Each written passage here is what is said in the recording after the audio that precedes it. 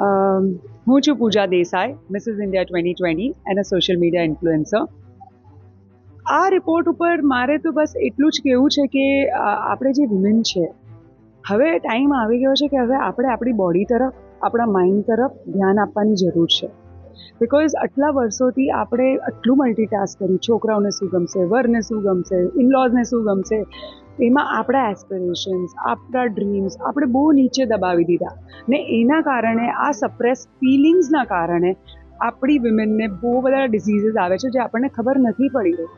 ને મને એવું લાગે છે કે આપણે આ ડિઝીઝીસ કે આ બધા પ્રોબ્લેમ્સ પર વાતો કરીએ, આપણે પોતાના ડ્રીમ્સ ફોલો કરીએ અને આપણે એ કરીએ દિવસમાં મે બી 1 કલાક જે આપણને મનગમતું હોય, તો એનાથી આપણી જેવી વિમેનને બહુ જ ફરક પડશે અને we will be at a different level. એટલે તમે ઊભા થાઓ, ઉભરો તમારા પ્રોબ્લેમ્સમાંથી અને આગળ વધો.